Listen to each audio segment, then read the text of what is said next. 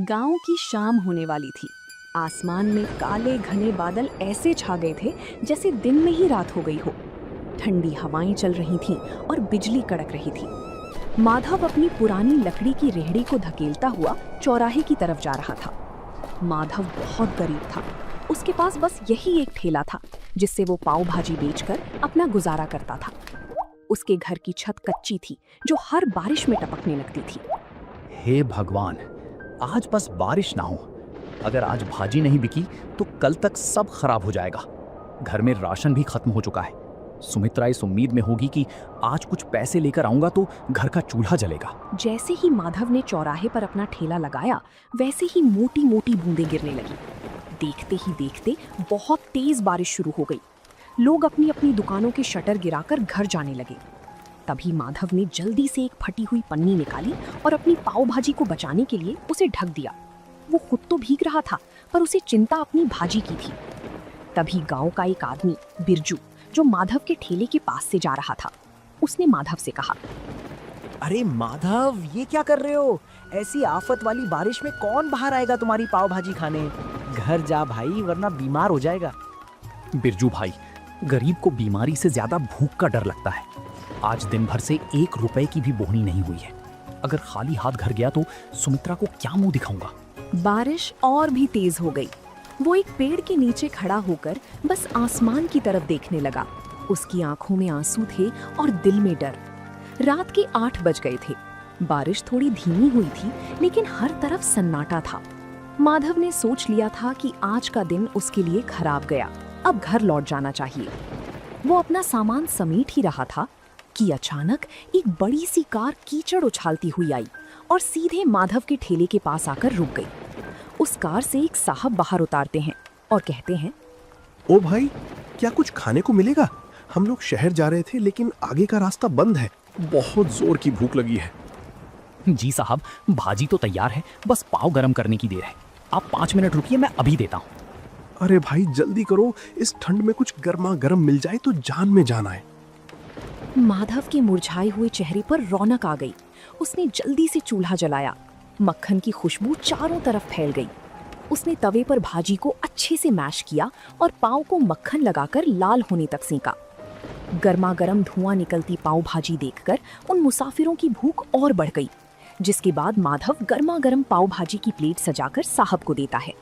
लीजिए साहब, गर्मा गर्म पाव भाजी खाइए। जिसके बाद साहब जैसे ही पाव भाजी का एक निवाला खाते हैं तो माधव से कहते हैं, वाह भाई, क्या स्वाद है। हमने शहर के बड़े होटलों में खाया है पर ऐसी चटपटी भाजी कहीं नहीं मिली। तुमने तो कमाल कर दिया। सच में यार, इस बारिश में इसका स्वाद दुगना हो गया है। भाई 2 प्लेट और लगाओ। माधव की मेहनत रंग लाई। उन लोगों ने भर पेट खाना खाया। जब पैसे देने की बात आई तो साहब ने खुश होकर माधव को 2000 का नोट थमा दिया। साहब, ये तो बहुत ज्यादा है। मेरे पास तो छुट्टी भी नहीं है। रख लो भाई, इस मुसीबत में तुमने हमें खाना खिलाया, ये उसके लिए छोटा सा इनाम है। खुश रहो। गाड़ी वहां से चली गई। तभी माधव ने उस नोट को अपने सिर से लगाया और भगवान का शुक्रिया किया। वो जल्दी जल्दी अपना ठेला लेकर घर की तरफ भागा। उसे लग रहा था जैसे आज वो दुनिया का सबसे अमीर आदमी है, पर उसे नहीं पता था कि गांव का ही एक लालची आदमी राजेश ये सब छिपकर देख रहा था और उसके मन में जलन पैदा हो रही थी। राजेश गांव में एक छोटी सी किराने की दुकान चलाता था, लेकिन उसका दिल बहुत छोटा था। जब उसने देखा कि कल रात माधव ने एक ही बार में 2000 रुपए कमा लिए तो उसके पेट में वो बात पच नहीं पाती। वो सोचने लगा कि अगर ये गरीब पाव भाजी वाला ऐसे ही पैसे कमाने लगा तो कल को ये मेरी बराबरी करने लगेगा। जिसके बाद उसने अपने चेले से कहा, देख रहा है कल्लू, कल तक जिसके पास नमक खरीदने के पैसे नहीं थे, आज उसके ठाठ देख। ये शहर वाले भी पागल है, कहीं भी रुककर कुछ भी खा लेते हैं। हमें कुछ ऐसा करना होगा कि इसकी दुकान पर कोई कदम भी ना रखे। शाम को फिर से हल्की हल्की बूंदाबांदी शुरू हो गई। माधव अपनी भाजी तैयार कर रहा था। तभी राजेश अपने 2-3 साथियों के साथ वहां पहुंचा और जानबूझकर शोर मचाने लगा। अरे छी छी माधव, ये कैसी बदबू आ रही है तेरे ठेले से? इस भाजी में सब्जियां सड़ी हुई इस्तेमाल कर रहा है क्या? कल रात शहर वालों को तो ठग लिया और अब हमें बीमार करने का इरादा है क्या? नहीं राजेश भैया, ये आप कैसी बात कर रहे हैं? सुमित्रा ने सुबह ही मंडी से ताजी गोभी और मटर लाकर दिए हैं और अपने ठेले पर सफाई का पूरा ध्यान भी रखता हूँ। अरे चुप कर, सबको दिख रहा है कि तू बारिश के गंदे पानी में पाँव सेक रहा है।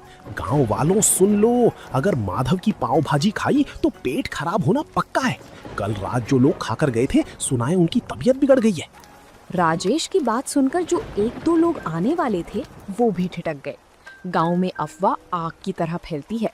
माधव सफाई देता रहा, लेकिन राजेश ने वहां इतना हंगामा किया कि लोग डर के मारे दूर हटने लगे। माधव का दिल टूट गया। उसे समझ ही नहीं आ रहा था कि बिना किसी गलती के उसे ये सब क्यों झेलना पड़ रहा है। अगले 2 घंटे तक माधव खाली बैठा रहा। बारिश तेज होने लगी थी और राजेश दूर खड़ा ये सब देखकर हंस रहा था। तभी अचानक वही गाड़ी फिर से आकर रुकी जो परसों आई थी। गाड़ी से वही साहब बाहर निकले, लेकिन आज उनके साथ उनकी पत्नी भी थी। साहब मुस्कुराते हुए माधव के पास आते हैं और कहते हैं, नमस्ते भाई, आज हम खास तौर पर तुम्हारी पाव भाजी खाने के लिए शहर से यहाँ तक आए हैं। मेरी पत्नी को तुम्हारी भाजी का स्वाद इतना पसंद आया कि उसने आज घर पर खाना ही नहीं बनाया। साहब, पर यहाँ तो लोग कह रहे हैं कि मेरी भाजी खाकर आपकी तबीयत खराब हो गई थी। अरे कौन फैला रहा है ये झूठ? हम तो कल से और ज्यादा तरोताजा महसूस कर रहे हैं। बल्कि मैंने तो अपने ऑफिस के ग्रुप में भी तुम्हारी फोटो डाली है। देखो पीछे एक और गाड़ी आ रही है, वो सब मेरे दोस्त हैं। साहब की बात सुनते ही राजेश का चेहरा पीला पड़ गया। देखते ही देखते वहां 3-4 गाड़ियां और रुक गईं। माधव ने फुर्ती से काम शुरू किया। ताजे मक्खन और मसालों की ऐसी महक उठी कि गांव के जो लोग राजेश की बातों में आ गए थे वो भी अपनी भूख नहीं रोक पाए। तभी गांव का एक बुजुर्ग माधव के ठेले पर आकर बोलता है, माधव बेटा, हमें माफ करना, हम इस राजेश की बातों में आ गए थे। हमें भी एक प्लेट पाव भाजी खिलाओ, इसकी खुशबू ने तो भूख जगा दी है। उस रात माधव की सारी भाजी बिक गई। राजेश शर्म के मारे वहां से खिसक गया। माधव ने आज सिर्फ पैसे ही नहीं कमाए थे, बल्कि राजेश की साजिश को भी नाकाम कर दिया था। माधव की दुकान अब गांव और शहर दोनों जगह मशहूर होने लगी थी। हर शाम उसके ठेले पर भीड़ जुटने लगी थी। सुमित्रा भी अब घर पर माधव की मदद करती और दोनों मिलकर और भी स्वादिष्ट मसाले तैयार करने लगे। लेकिन माधव का सपना अब बड़ा हो गया था और एक रात जब माधव घर लौटा तो उसने देखा कि सुमित्रा छत से टपकते पानी को रोकने के लिए बर्तन रख रही है। पूरी रात दोनों सो नहीं पाए क्योंकि बिस्तर भीग चुका था। और तभी उस रात माधव ने एक बड़ा फैसला लिया। सुमित्रा, अब बहुत हो गया। कब तक हम इस टपकती छत के नीचे रात गुजारेंगे? भगवान की दया से अब हमारे पास कुछ पैसे जमा हो गए हैं। मैं सोच रहा हूँ कि अब ठेला छोड़कर एक छोटी सी दुकान किराए पर ले लूं। दुकान? पर उसके लिए तो बहुत पैसे लगेंगे और गांव के चौराहे पर दुकान मिलना भी तो मुश्किल है। कोशिश करने में क्या हर्ज है? अगर एक बार पक्की दुकान हो गई तो बारिश में भी धंधा बंद नहीं होगा और लोग आराम से बैठकर खा सकेंगे। मैं कल ही सरपंच जी से बात करूंगा। अगले दिन माधव सरपंच जी के पास गया। सरपंच जी ने माधव की मेहनत देखी थी, इसलिए उन्होंने उसे चौराहे के पास एक पुरानी दुकान किराए पर दिलाने में मदद की। माधव ने दिन रात एक करके उस दुकान की सफाई की और उसे एक छोटी सी पाव भाजी ढाबे का रूप दे दिया। माधव के ढाबे का नाम रखा गया माधव पाव भाजी सेंटर। उद्घाटन के दिन माधव ने पूरे गांव को न्योता दिया।